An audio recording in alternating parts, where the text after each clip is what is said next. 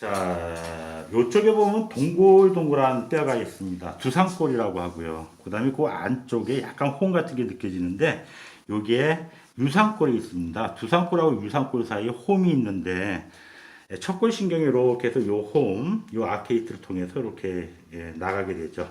4지, 5지, 그 다음에 이제 이렇게 중수골 방향으로 나갑니다. 여기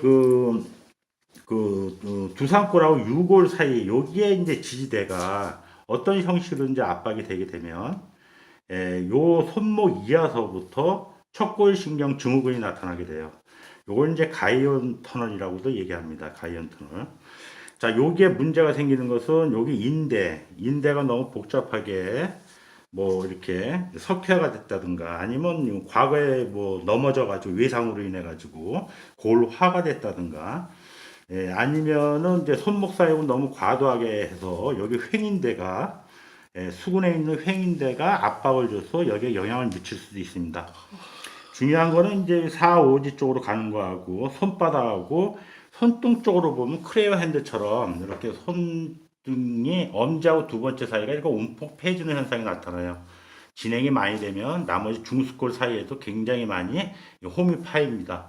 마치 독수리 발처럼 생겼다 해가지고 크레어 핸드라고 다 얘기하는데, 자, 여기는 어떤 경우에 많이 손상이 일어나냐면 지금 제가 아까 말씀드린 그런 상황이지만 일반적으로 뭐 손목 굽히기를 너무 많이 했다든가 테니스 라켓에 그 테니스 클럽이 뭐 클럽이나 골프 클럽이 여기에 맞닿아 가지고 여기에 이제 그 외상을 일으키는 경우가 종종 있습니다. 자, 그러니까 이제 그 만약에 4, 5지 쪽에 문제가 있다면 일단 여기를 티넬 해보고요. 여기도 티넬을 해봅니다. 티넬 테스트를 해서 여기서부터 문제가 있다면 여기서부터 문제를 찾고요. 여기에 문제가 없고 여기만 있다 그러면 이제 여기서부터 문제가 됩니다. 자, 그러면은 이제 여기가 텐션이 생기지 않도록 하려면은 요 주상골하고 요쪽에 유구골 사이의 공간을 넓혀줘야 되겠죠. 예, 넓혀줘야 됩니다. 손바닥은 근육이 굉장히 많아서 굉장히 그 근육이 많습니다. 그래서 주드로 사용해도 돼요. 이렇게. 그래서 이 주상골하고 유골 요 사이에 횡인대를 갖다가 늘려줍니다. 이렇게.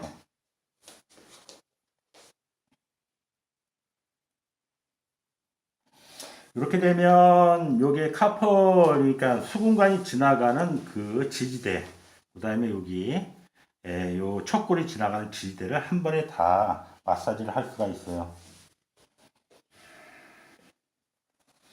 시술 범위가 조그맣니다. 손톱만 하죠.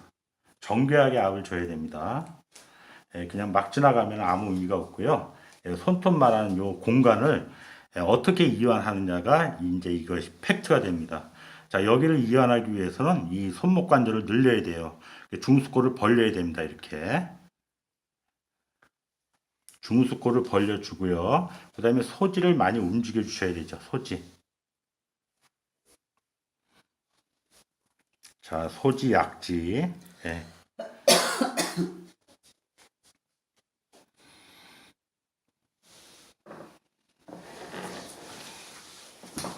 척골신경이 그 담당하는 구역이 손등 중수골입니다. 여기 보면 손가락과 손가락 사이, 여기 중수골 사이에 내재근이라고 하는 근육이 있어요. 이 내재근의 모양이 뭐 충양근도 있고요. 골간근 같은 것들이 다 포함이 되어 있는데 손가락을 벌리고 오므리고 하는 근육들입니다. 만약에 척골신경이 문제가 된다면 이 손가락 운동이 잘 이루어지지 않게 돼요. 외전, 내전이 잘 안 됩니다. 이렇게 되면 근육의 위축이 와서 이거 홈이 패해지는 현상이 생깁니다. 손가락을 많이 쓰고 그 굉장히 디테일하게 일을 하는 예를 들면 이제 가장 대표적인 게 이제 치과 의사 정도가 되겠는데요. 그런 사람들 같은 경우는 이 내재근 마사지를 반드시 해줘야 됩니다.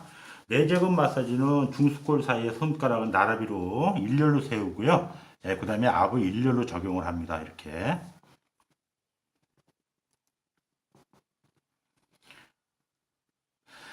이렇게 하나씩 해도 되긴 되는데 그러면 피술자의 손이 아파요. 왜냐하면 국수압입니다. 국수압.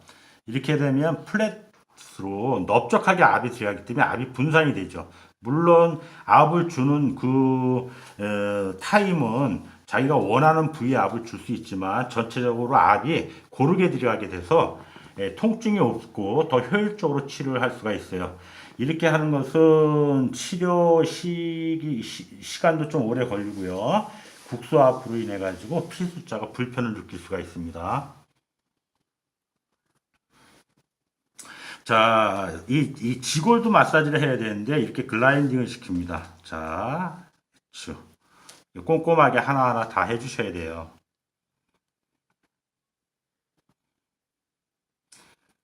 관절을 이렇게 잡아당기는 게 있는데 그거는 관절상에는 굉장히 안 좋습니다.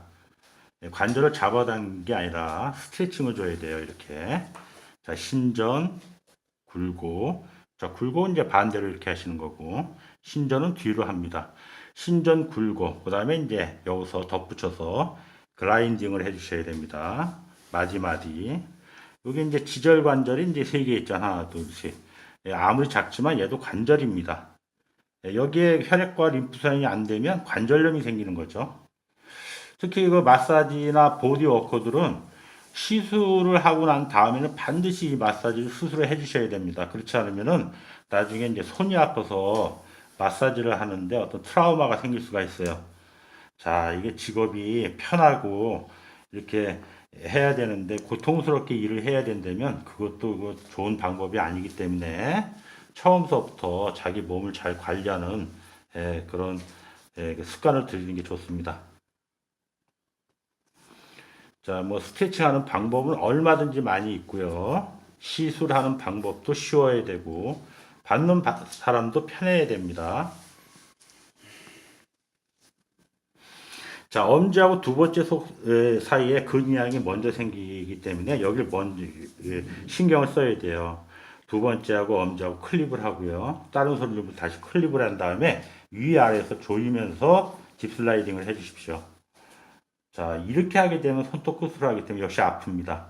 또 이쪽은 이제 요골신경도 지나가고 요골동맥도 지나가기 때문에 너무 이렇게 국소압을 주면 되지 않아요. 넓게 해주십니다. 자, 그래서 손등, 손바닥, 손바닥은 살이 많기 때문에 살이 많은 부위이기 때문에 전환을 써도 돼요. 천천히 하시면 됩니다. 네, 주두를 세워서도 됩니다. 전환을 이용해서 하시고 그 다음에 손등은 이렇게 손끝을 갖다가 일렬로 세워서 딥슬라이딩 그러니까 애플러라지를 해주시는 게 좋습니다. 손가락은 글라이딩을 하나하나 촘촘하게 해주시고요. 신전 굴고 외전 그 다음에 이제 내전 이렇게 해서 손 전체를 마사지 해주시면 됩니다. 자, 여기서 지금 포커스는 여기 유구골하고 두상골 사이의 문제인데 여기만 이렇게 한다고 해결될 게 아니라 여기 횡인대 전체를 다 늘려줘야 된다는 거. 얘를 다 늘리기 위해서는 손바닥에 있는 근육을 충분히 이완시켜야 된다는 거. 얘를 하기 위한 동작이고요. 또 얘로 인해서 나타나는 현상들이 손에서 나타나기 때문에 이 가이언 터널을 마사지할 때는 이 손 전체를 다 마사지를 해 주셔야 돼요.